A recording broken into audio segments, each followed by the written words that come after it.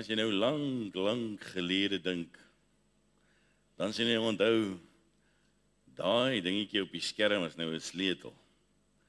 En jy het met hom, het jy nou jou voertuig aan die brand gekry. En sonder hierdie sleutel het jy nêrens heen gegaan nie. Nou is ek te bang om te vra, as daar enigiemand van julle wat so 'n kar gehad het. Want net nou sê hulle vir my, ja, ons was daar. Maar ja, dit was 'n interessantheid gewees. Partykeer het elke ou beerd gehad. Nou hoor ek nou die dag, party mense het so gewerk, dat wanneer hulle ry, dan sit die oudste kind voor. Nou weet ek, jong, die ou wat voor sit, het gewoonlik die slinger gedraai, so, partykeer lyk dit na so iemand. En dan kan dit nog 'n affære wees, as die verkeerde ou aan daai ding vat, en jong, hierdie sleutel kan skop. Ek kan onthou, ek het eendag het ek met 'n motorfiets gery, het was 'n scrambler geweest. Billy, wat is 'n scrambler in Afrikaans? 'n veld wat? O, veldfiets. Julle, het jy al gesien hoe kan 'n scrambler skop? Ekskuus, Willie, 'n veldfiets skop. Hulle het ook so amper so ding aan, maar dit is nogal seer as hy terugskop, as jy aan hom skop, julle. Maar nou, sleutels het nogal redelik baie verander in die lewe, né? Want hierdie is nou hoe sleutels deesdae lyk. Sleutels kom nou deesdae met bybehore, want jy het nou tot 'n horlosie by, om seker te maak dat jy die sleutel binne 'n sekere tyd kan gebruik. Of ek weet nie regtig hoekom die horlosie daar is nie. Maar sleutels dien 'n baie besonderse doel. Ons onthou sleutels van die goeie ou dae, toe 'n sleutel nog so gelyk het. En jy het hom ingedruk en jy het hom gedraai, en toe jy hom draai, toe kan jy die stuurwiel van die motor kan jy begin beweeg en dinge kan gebeur. Nou weet jy wat sê hulle, as jy nou vandag gaan kyk, wat is die duurste sleutel in die wêreld, dan lyk hy min of meer so. En die ander een wat hulle sê die duurste sleutel is daai een. Weet jy dat die sleutel, sê hulle, is meer as 3 maal die gemiddelde huis in Suid-Afrika se prys vir 'n sleutel.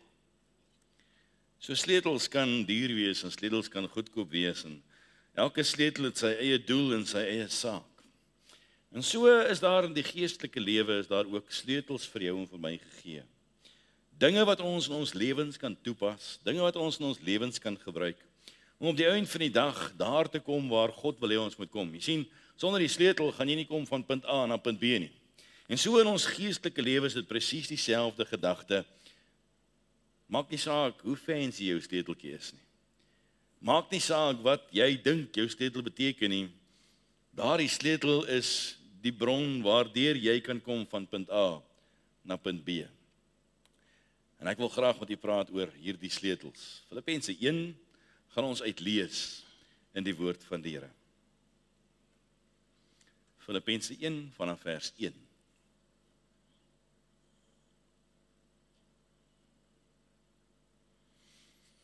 Ek lees vir ons voor.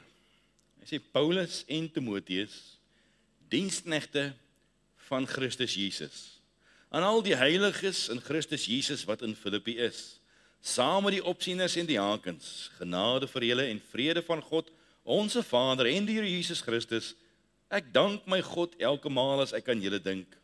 En ek bid altyd in al my gebede vir julle almal met blydskap, oor julle gemeenskap aan die evangelie van die eerste dag af tot nou toe, omdat ek juis hierop vertrou dat hy wat 'n goeie werk in julle begin het, dit sal volëindig tot op die dag van Jesus Christus, soos dit vir my reg is om dit van julle almal te dink, omdat ek julle in my hart dra, aangesien julle almal in my boeye, sowel as in die verdediging en bevestiging van die evangelie, my deelgenote in die genade is, want God is my getuie, hoe ek na julle almal verlang, met 'n innige tederheid van Jesus Christus. En dit bid ek, dat julle liefde nog meer en meer oorvloedig mag word, in kennis en alle ervaring, om die dinge waar dit op aankom te onderskei, sodat julle rein en vir niemand 'n aanstoot mag wees nie, tot op die dag van Christus, vervul met die vrug van geregtigheid, wat daar is deur Jesus Christus, tot heerlikheid en lof van God. En ek wil hê dat julle moet weet, broeders, dat wat my wedervaar het eerder op die bevordering van die evangelie uitgeloop het, sodat my boeye openbaar geword het in Christus, onder die hele keiserlike leiwag en by al die ander, en die meeste van die broeders, wat in die Here deur my boeye vertroue gekry het, dit des te meer waag, om die woord onbevreesd te spreek. Sommige preek Christus wel ook uit afguns en twis, maar ander ook uit welwillendheid. Die eerste verkondig Christus uit naaiwer, nie met suiwer bedoelinge nie, met die mening om aan my boeye verdrukking toe te voeg. Maar die ander uit liefde, omdat hulle weet dat ek bestem is tot die verdediging van die evangelie. Maar wat maak dit? In alle geval, op allerlei wyse, of dit onder 'n skyn of in waarheid is, word Christus verkondig. En hierin verbly ek my en sal ek my ook verbly, want ek weet dat dit deur julle gebed en die ondersteuning van die Gees van Jesus Christus my tot heil sal strek. Volgens my reikhalsende verwagting en hoop dat ek in niks beskaam sal word nie, maar dat Christus met alle vrymoedigheid, soos altyd so ook nou, groot gemaak sal word in my liggaam, of dit deur die lewe of deur die dood is, want vir my is die lewe Christus en die sterwe wins. Maar as ek in die vlees moet lewe, dan beteken dit vir my vrugbare arbeid, en wat ek sal kies weet ek nie, want ek word van weerskante gedring. Ek het verlange om heen te gaan en met Christus te wees, want dit is verreweg die beste, maar om in die vlees te bly is nodiger om julle ontwil. En dit vertrou en weet ek, dat ek sal bly, ja, saam met julle almal sal bly, tot julle bevordering en blydskap in die geloof, sodat julle roem oor my oorvloedig kan wees in Christus Jesus, deur my teenwoordigheid weer by julle. Alleenlik gedra julle waardig die evangelie van Christus, sodat of ek kom en julle sien dan wel, of ek afwesig is, ek van julle omstandighede kan hoor, dat julle in een gees vasstaan en een van siel, saam stry vir die geloof van die evangelie, en dat julle heel in geen opsig laat afskrik deur die teestanders nie. Dit is vir hulle wel 'n bewys van verderf, maar vir julle van redding, en dit van God, omdat dit aan julle terwille van Christus genadiglik gegee is om nie alleen in hom te glo nie, maar ook vir hom te ly, terwyl julle dieselfde stryd het as wat julle in my gesien het en nou van my hoor. Net daar lees ons uit die woord van die Here. Vers 27 sê hierdie woorde: alleenlik gedra julle waardig die evangelie van Christus, sodat of ek kom en julle sien dan wel of ek afwesig is, ek van julle omstandighede kan hoor, dat julle in een gees vasstaan, een van siel, saam stry vir die geloof van die evangelie. En ek wil met u praat oor hierdie sleutels, wat ek en jy in ons geestelike lewens kan gebruik vir oorwinning. Nou vanmôre het ons gepraat oor die beloftes van die Here, en hoe dat hierdie beloftes van die Here eintlik 'n groot wonder is, as 'n mens kyk na die volk van die Here wat hulle self bevind het, daar in die wildernis. En as 'n mens dink aan daardie beloftes, dan vind 'n mens dat baie maal het ons 'n verdraaide idee van God se beloftes, en dat 'n mens altyd net, of baie keer net, die goeie deel van dit wil hê, en ons hou nie altyd daarvan om die swaar deel te vat nie. Maar die Here kom steek nie sy beloftes weg nie, hy bied dit vir ons, hy gee dit vir ons, hy maak dit vir ons lewendig. En as ons dink aan hierdie beloftes, dan is dit wat ons dryf en ons motiveer. En dan daarmee saam kom ons in hierdie aand en ons vind hierdie sleutels om aan die einde van die dag aan die Here te kan vashou en hierdie oorwinning te kan smaak. Paulus word in die tronk gegooi in Filippi. En hierdie man word letterlik in die tronk gegooi en die sleutel word weggegooi, want hy is vir hierdie mense een groot las. Hy word toegesluit. omdat 'n jong meisie vrygemaak word van die bande van sonde. En omdat sy dienswerk aan die Here vir die wêreld 'n groot struikelblok is. In die tronk sit hy daar en hy sing tot eer van die Here. Dit borrel uit hom uit, daar's aanbidding in sy gemoed, want hy die grootste wonder wat hy net kon beleef het hy beleef. Hy het gesien hoe dat God iemand vrymaak. En dit bring in hom hierdie oorweldigende belewenis van aanbidding. Daar word 'n aardbewing uit die dieptes van die aarde uit losgeskit. En die deure van die tronk gaan oop. En daar's 'n soldaat, en hierdie soldaat skrik homself so boeglam. En hy wil amper waag om homself dood te kan maak, want wat gaan hulle met hom doen as hulle hom nou in die hande moet kry en hulle sien, hy het nie eers sy enkele ou skof goed klaar gemaak nie. Maar hy vind redding. En hy vind vrymaking toe Paulus met hierdie man kan kom deel. En in hierdie gedeelte lees ons hoe dat die Here self die bron is van daardie oorwinning. Hoe dat die Here self die fondasie is van daardie oorwinning. En sy deurgaanse aanhoudende, onophoudelike werk in elke mens se lewe is die enigste manier waar ons by enige oorwinning kan uitkom. En daarom leer Filippense 1:6 dit vir ons so baie mooi sê, omdat ek juis hierop vertrou, dat hy wat 'n goeie werk in julle begin het, dit sal volëindig tot die dag van Jesus Christus. Daardie werk wat hy in 'n mens se siel begin. En elke mens werk die Here. Hoe ver jy ook weg is van 'n kerk af, hoe ver jy ook weg is van die beskawing af, God werk binne in elke siel om op 'n punt te kom om 'n oppergesag en 'n hoër herder in sy lewe te erken. Daardie werk wat hy begin, doen hy nie net in jou en my nie, maar in elke ander een. En is dieselfde konstante werk wat hy volbring in elke mens se lewe op sy geskikte tyd, om jou en my te bring op daardie plek waar ons die wil van God kan doen en kan leef in die vrug van die Here. En daarom is daar 'n opgewondenheid in 'n mens se hart as 'n mens dink aan hierdie sleutels wat vir ons gebied word. Hoe dat ons by daardie oorwinning kan uitkom. En daarom vind ons in hierdie skrifgedeelte Paulus se vertroue wat aan God gestel word om sy krag te kom inwerk in sy binneste in. En die Here kom werk op 'n wonderlike wyse en hy kom bou in elke mens se lewe in met hierdie transformerende werk om 'n mens te bring by daardie oorwinning wat God vir ons in gedagte het. En ons vind in ons gedeelte so 'n paar dinge wat ons kom leer uit hierdie man Paulus se lewe uit. Dinge wat ons bring by daardie pad om die oorwinning te kan smaak. Hoe kon Paulus in sy lewe hierdie geestelike oorwinning leef? Nou hierdie lewe van oorwinning sal waardig wees aan die evangelie soos ons in daardie vers gelees het. Hierdie lewe van oorwinning is daardie deel van die lewe waarin ons God kan behaag.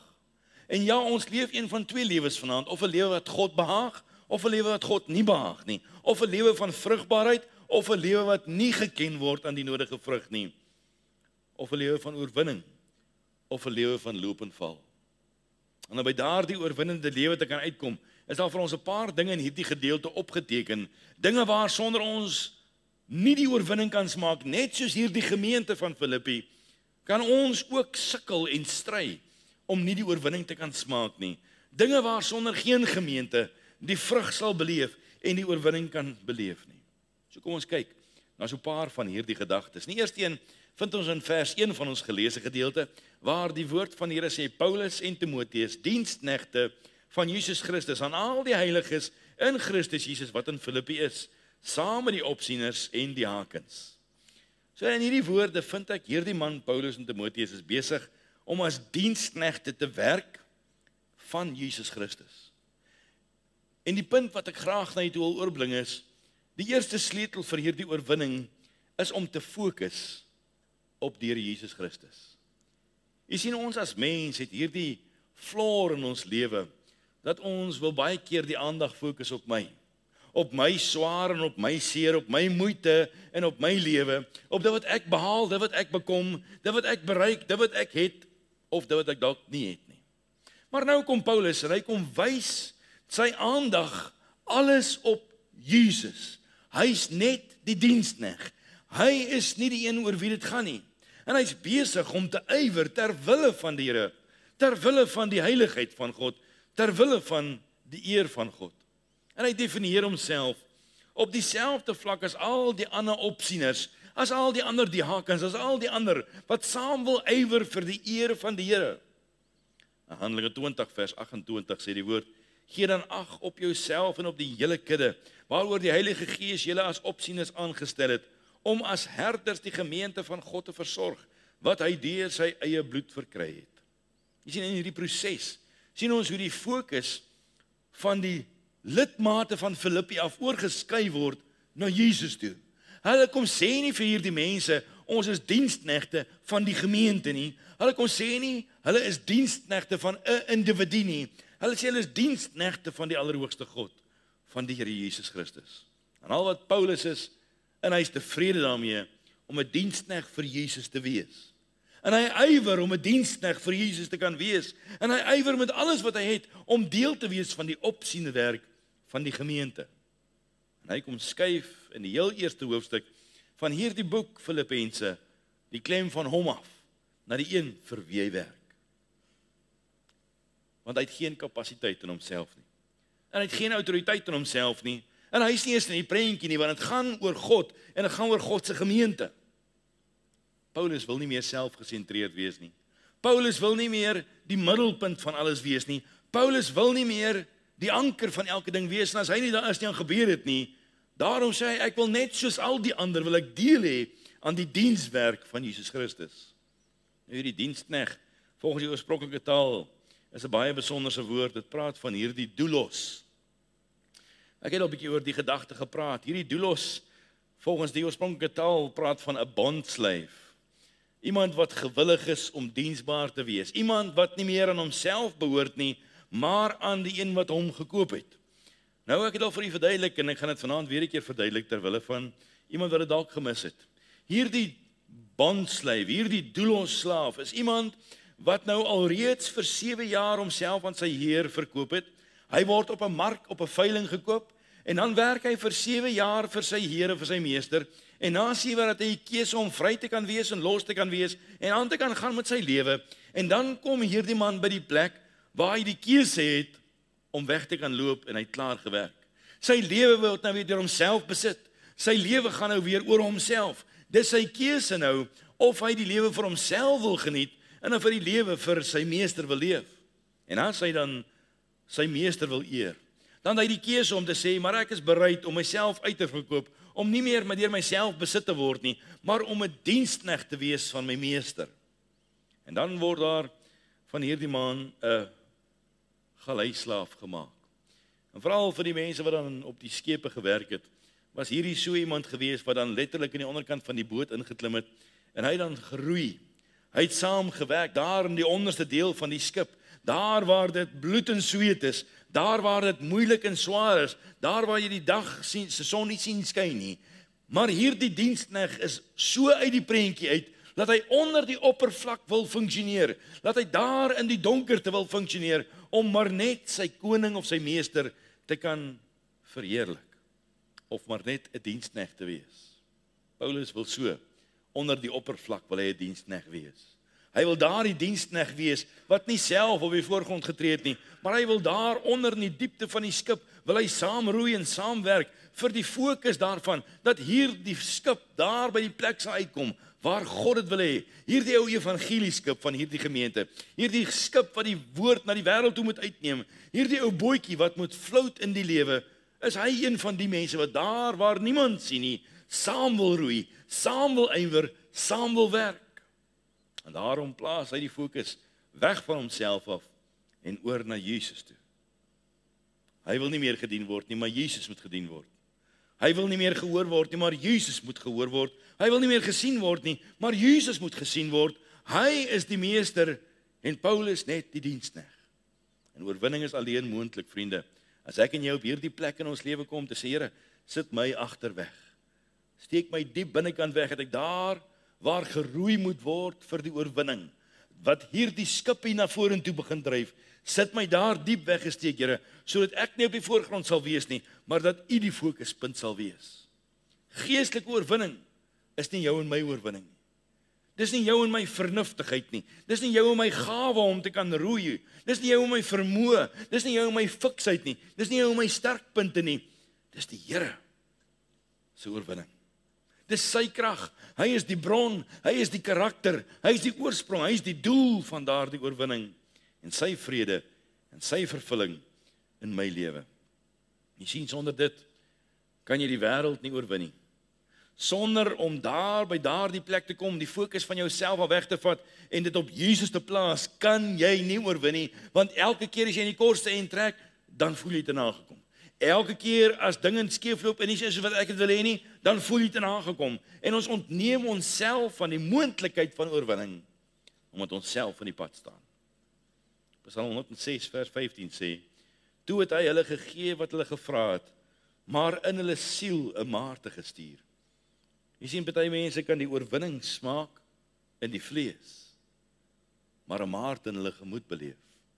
En daarom kan ek en u strewe na hierdie oorwinning alleen as die klem van my af oorgeplaas word op Jesus. En daarom moet ons versigtig wees, want bedrieglik is die hart bo alle dinge. Waarom Jesus?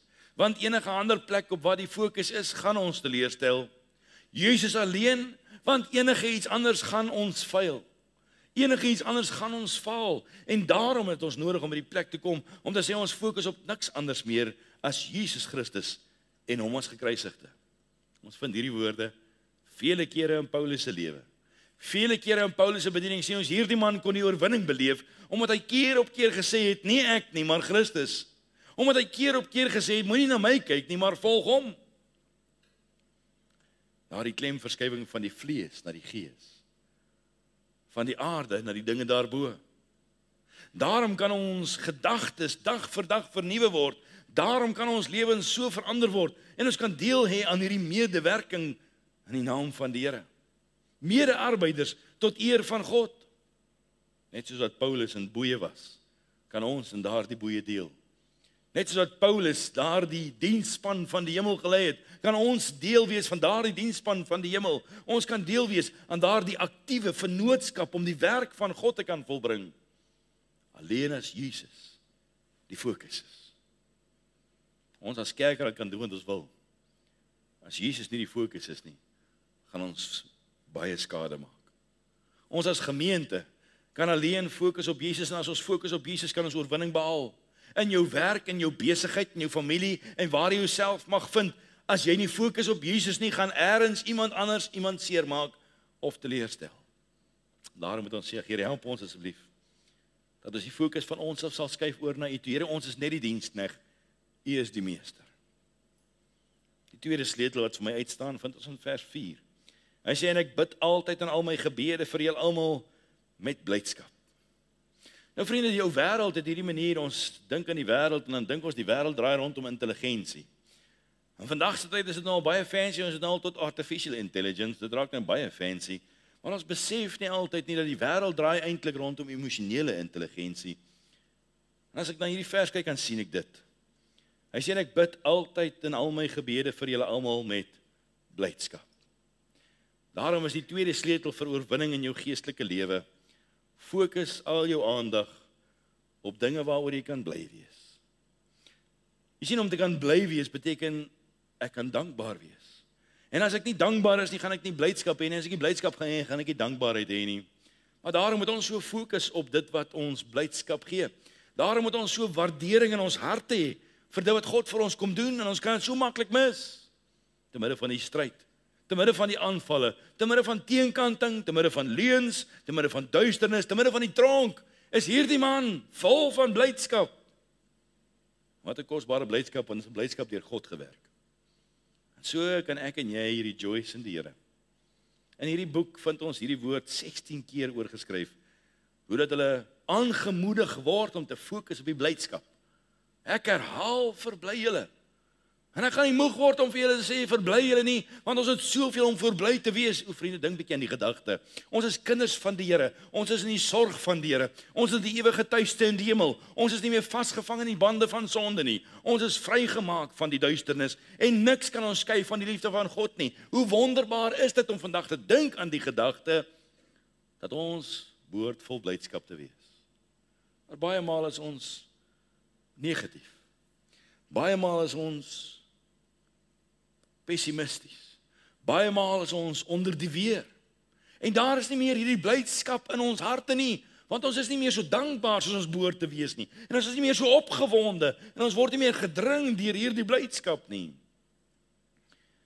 In Engels het gesê te sê victory is expressed by standing firm with one spirit, united in the faith, and not being frightened by opponents, as this shows their destruction and our salvation. Daar was vir Paulus soveel dinge om oor bly te wees in die Here.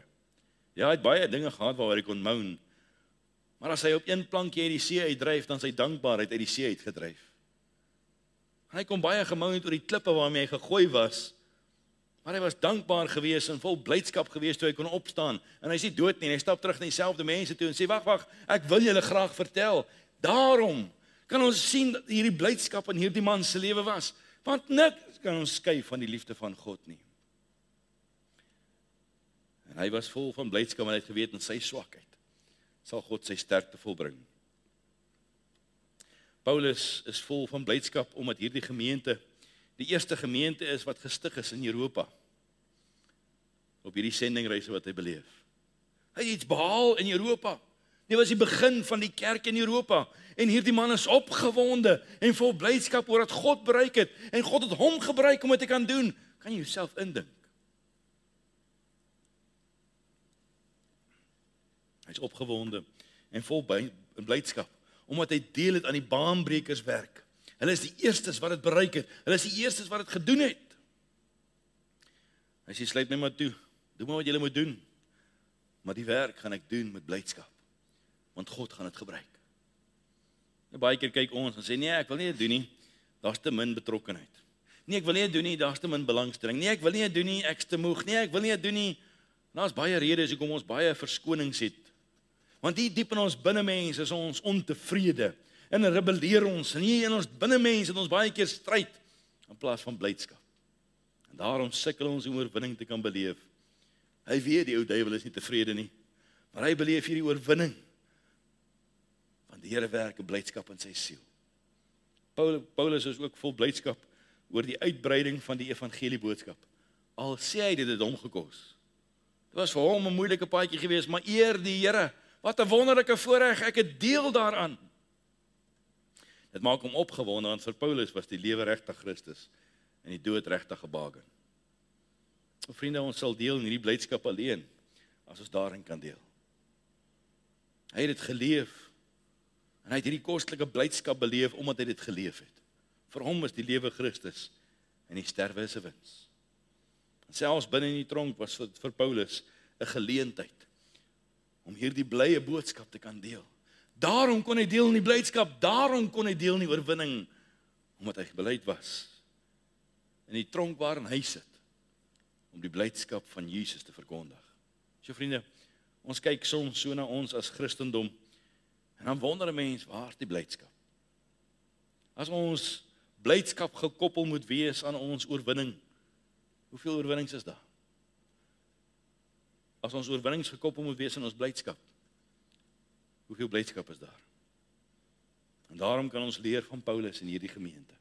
Te midde van 'n velaanslag, te midde van moeilike tye, het hulle gefokus op dit waaroor hulle bly kan wees. So dink bietjie mooi, hoeveel dinge is daar vandag waaroor ek en jy kan bly wees. Ons het soveel om voor dankbaar te wees. Ons het soveel om voor opgewonde te wees. Ons het soveel om te deel in die oorwinning, maar baie deel nie. Want ons deel nie in die blydskap nie. 'n Persoon vra die vraag, het jy al ooit 'n persoon gesien wat ondankbaar is en vol blydskap lewe? Andersom, het jy al ooit 'n persoon gesien wat vol blydskap is, wat nie ondankbaar is nie? So vriende, ons moet die Here vertrou en sê, ag Here, help ons asseblief. Laat ons in hierdie blydskap sal deel, soos wat U wil hê dit moet wees. En ons moet God vertrou om dit vir ons te kom doen. Want is dit nie miskien hoekom die wêreld na ons kyk en sê, kyk hoe lyk die kinders van die Here. Hulle kan nie eens bly wees nie. En hulle praat van 'n goeie tyding en 'n blye boodskap. Ons kan bly wees en vol blydskap wees dat ons nog vandag hier is. Ons kan vol blydskap wees dat die Here ons steeds onderhou. Ons kan vol blydskap wees dat God nog steeds met ons besig is, dat nie van ons vergeet het nie. Ons kan vol blydskap wees omdat daar nog vir ons genade is. Ons kan vol blydskap wees omdat God ons nog nie van die aarde afgevee het nie. Ons kan vol blydskap wees omdat ons besef, sonder hom is ek niks nie.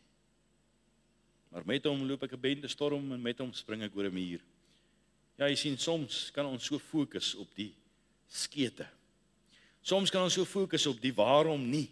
Soms kan ons so fokus op die kinderlike nonsens. Soms kan ons so fokus op die dinge wat so swaar is. En ons ontneem onsself as kinders van die Here oor dit waarvoor ons bly moet wees. In vers 6 lees ons die volgende gedagte. Hy sê, omdat ek juis hierop vertrou, dat hy wat 'n goeie werk in julle begin het, dit sal volëindig tot op die dag van Jesus Christus. En dit praat van my oor hierdie gedagte, die volgende sleutel, fokus die aandag op God, wat werk in jou mens wees. Die oomblik as 'n mens fokus op God wat nog met ons besig is, dan besef mense hy's nog nie met ons klaar nie. Ons het nog nie gearriveer nie. Hy's nog nie afgehandel nie. Daardie laaste skuurwerk is nog besig. So perfek soos wat ons baie keer dink ons is, so besig is God nog met ons. Paulus, van alle mense, is van hierdie een saak so bewus. Hy's bewus. Hy weet God is nog met hom besig. En hy kyk na homself en hy het 'n weerstand in sy eie vlees. En hy kyk na homself met afskuw. Hy weet as die Here begin werk, dan sal die Here die werk klaarmaak. En hy weet as die Here begin werk, dan slymer hom slaap hy nooit nie. Daar's nie 'n enkele oomblik wat God nie besig is om te werk nie. En hy begin werk en hy werk binne in jou diepste wese. En hy is die een met die wonderbare bouplan in jou en my lewe. Ja, hy is die pottebakker en ek is die klei. En as hy begin het, gaan hy klaarmaak. En hoe wonderlik is dit vir hierdie man om te weet en bewus te wees. Daarom kan hy oorwin, want ek hoef nie eers klaar te wees voor ek oorwin nie. Ek kan oorwin, want hy gaan my klaar maak.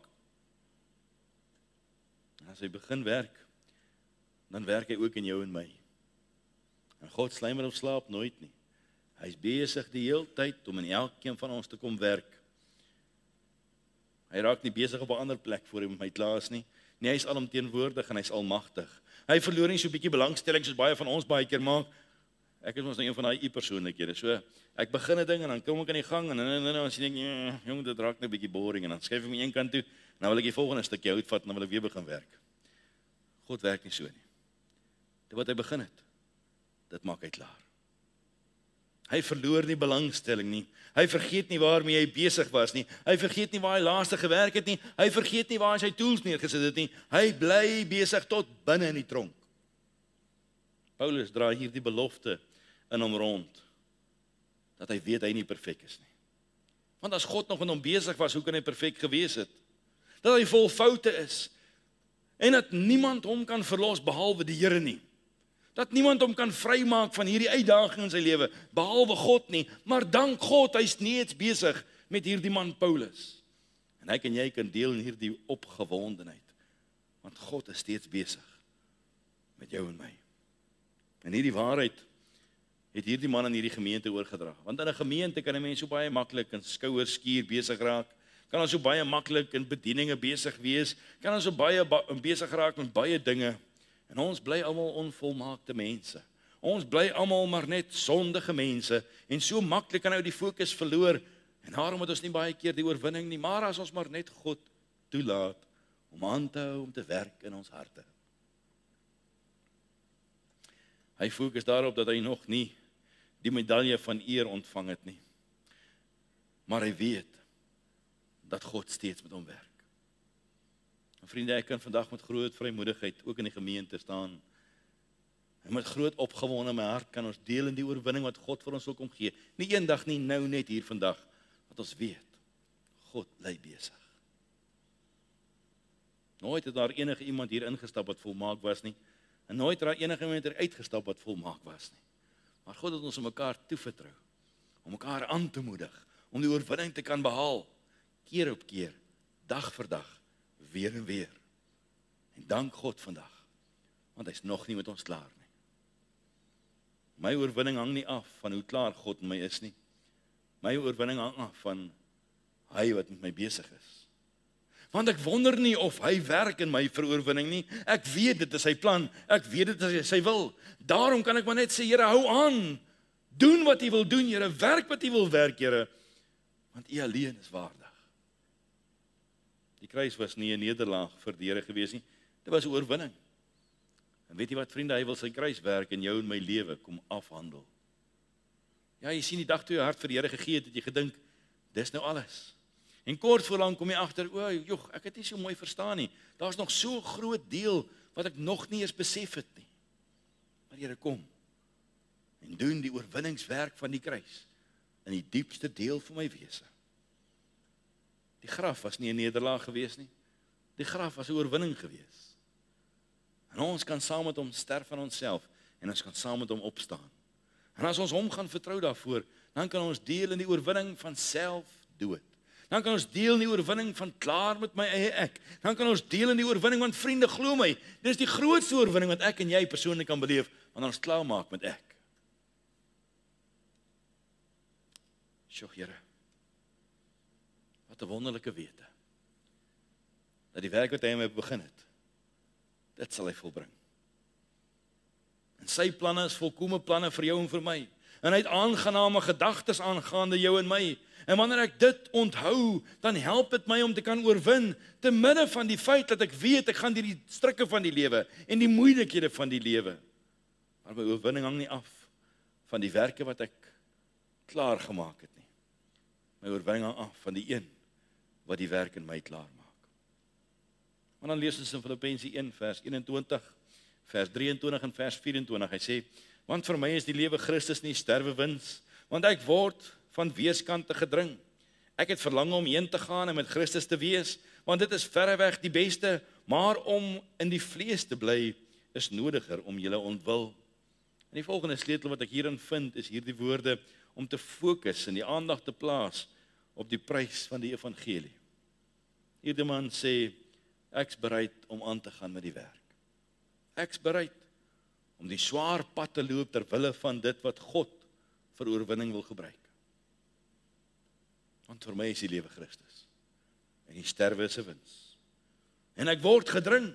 Die prys is duur, die prys is swaar. Ja, ek het 'n verlange, maar ter wille van die oorwinningswerk en ter wille van die gees van God en ter wille van die eer van God, sal ek doen en sal ek gaan en sal ek werk en sal ek ywer, want dit is nodiger. Hoe kosbaar is dit nie om te weet dat die Here vir ons die wonderlike voorreg gee om vir ons die prys van die evangelie te kom wys, sodat ons daardie prys kan snap. En as ek daardie prys kan snap en ek bereid is om saam met hom die prys te betaal, dan kan ek die oorwinning beleef. Vers 12 sê, en ek wil hê dat julle moet weet, broeders, dat wat my wedervaar het eerder op die bevordering van die evangelie uitgeloop het, al was dit 'n duur prys, dit was 'n bargain. Vers 13, sodat my boeye openbaar geword het in Christus onder die hele keiserlike leiwag en by al die ander. Die evangelie is nie goedkoop nie. Vir hom om die hele keiserlike leiwag te kom bereik, moes hy in die tronk gaan sit. Vir hom om by daardie plek te kon uitkom, om die oorwinning vir ander mense te kan bied, moes hy self die prys betaal. Dis 'n duur prys vir die evangelie. En as ek en jy nie bereid is om daardie prys te betaal nie, sal ons nooit die oorwinning smaak nie. Maar omdat hy bereid was 'n tronk vir hom ook eie gewees. O vriende, die evangelie is nie goedkoop nie. Jesus moet sy lewe neergelê daarvoor. Stefanus moes klippe verduur daarvoor. Petrus moes onderste bo gekruisig geword het daarvoor. Paulus het in 'n tronk geland. Hy het in 'n sink en 'n skip geland. Hy was onder 'n klippereën gewees. Hoe duur het die evangelie jou nie al gekos nie? En as jy nie daardie prys bereken het en gesê het, okay Here, ek is gewillig nie, sal jy in jou leeftyd nooit die oorwinning smaak nie. Hoor my woorde? Kan jou indink, as jy vandag oor al die jare 'n lys van mense moes maak, wat hulle lewens moes neerlê ter wille van die evangelie. As jy dink hoeveel al gebeur het ter wille van die evangelie. En hoeveel mense al die duur prys moes betaal het. Wat 'n wonderlike voorreg het ek en jy nie vandag, om te kan deel wees van dit nie. Ja, hierdie evangelie boodskap skeur lande in mekaar uit. Hierdie evangelie boodskap skeer families in twee, dit skeer kerke in twee, dit skeer dorpe in twee, dit skeer huise en huwelike in twee. Hierdie evangelie kos mense hulle lewe. Dit is die een uitermate groot uitdaging. Hierdie evangelie woord, hoe dieper hy in jou hart insak, hoe groter word die prys. Moenie vir jouself probeer lieg en dink, dit gaan nie so wees nie, vriende. As jy dink, dis 'n goedkoop evangelie, gaan jy nooit die oorwinning smaak, soos wat God dit wil hê nie. Ek ken mense wat hulle werke verloor het, terwille van die evangelie. Ek ken mense wat vandag geskei is, terwille van die evangelie, want hulle is in 'n huwelik met 'n maat wat sê, ek stel nie belang in jou godsdiens nie. Ek ken mense, wat alles wat hulle besit het, verloor het oor die evangelie. En dis gewoonlik die mense met die grootste oorwinnings.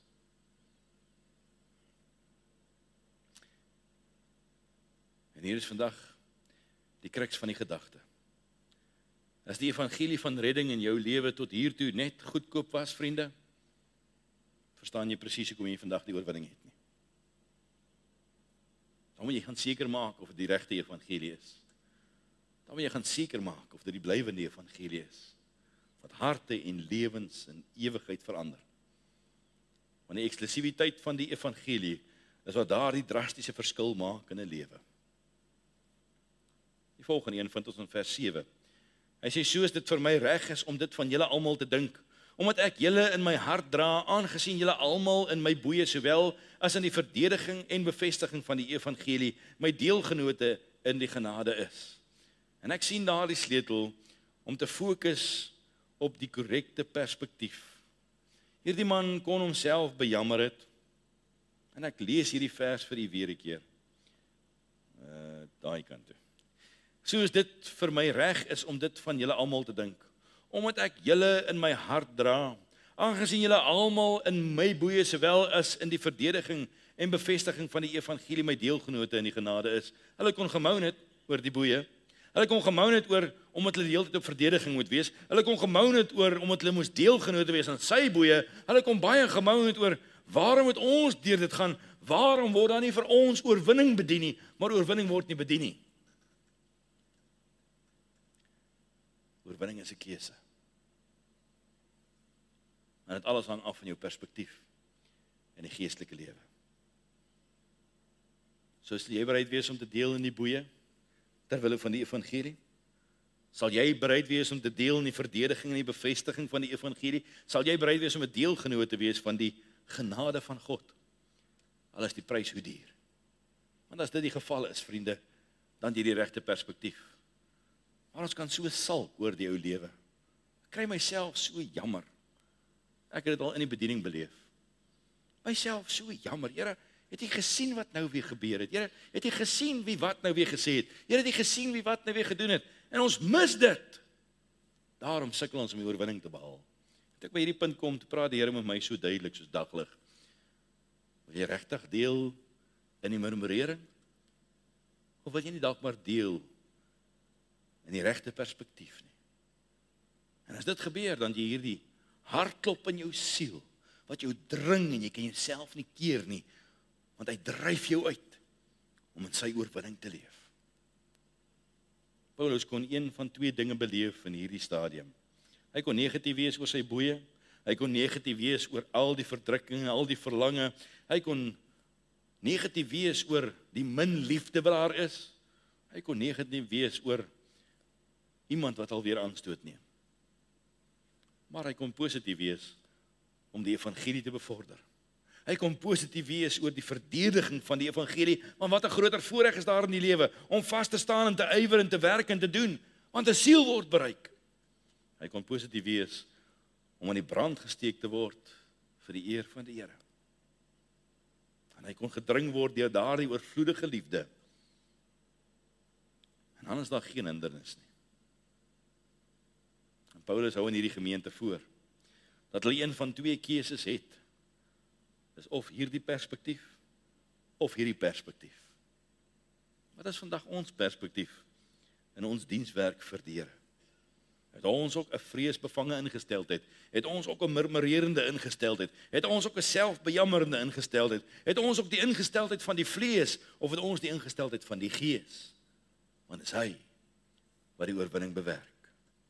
En dit gryp mense nogal, né, vriende? Wat is vandag jou perspektief? Skil die lewe jou ook iets? Skil die kerk jou dalk vandag iets? Soms kry jy mense wat dink, hulle maak die aarde draai. Dis die verkeerde perspektief. Wat is vandag jou en my perspektief? Wat is ons ingesteldheid terwille van die eer van die Here? Wat is ons motivering? Wat is dit wat ons dryf terwille van die eer van die Here? Die skrywer sê, Paul viewed suffering as a means to an end, a process through which God's purposes are worked out. Sien, as jy God maar net toelaat, dan sal hy altyd homself verheerlik. Dit sal altyd wees vir sy eer. En as jy geestelike oorwinnings wil hê, en as jy wil beleef hoe dat die Here jou lei in hierdie lewe van oorwinning, het jy nodig om te fokus op Jesus. Het jy nodig om te fokus op die blydskap, die dinge waarvoor jy bly kan wees in die Here. Het jy nodig om te onthou, God is nog nie klaar met ons nie. Het jy nodig om te onthou, dat hierdie evangelie is nie goedkoop nie, vriende. Dit het 'n duur prys gekos, en dit gaan jou en my alles kos, en as daar enige ander perspektief, as net dit is, dan gaan die boeie wat oor ons pad kom, vir ons 'n struikelblok wees. Wil jy nie vandag vir die Here sê, Here, verlang genoeg het ek nie die oorwinning gesmaak nie. Verlang genoeg was ek tevrede gewees om nie te oorwin nie. Maar van hier af verder kom ek, Here, en dan kom gee my alles. En mag die Here vir ons elkeen werklik waar help. En ons dring daartoe om te deel in God se oorwinning. Ons buig ons hart aan, bid ons saam. Vader, baie dankie vir die wonderlike voorreg dat ons vandag kan weet dat U is met elkeen van ons steeds besig.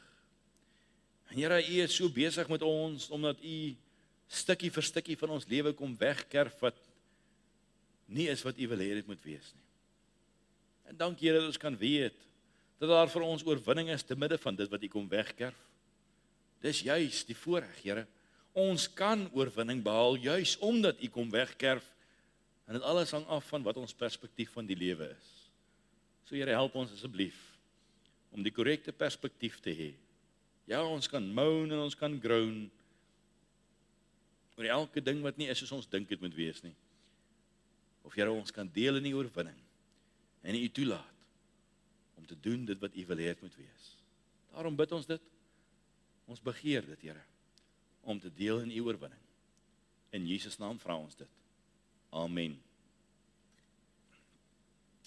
Vriende, kom ons staan, dan sing ons 'n lied saam om die diens mee af te sluit. Baie dankie.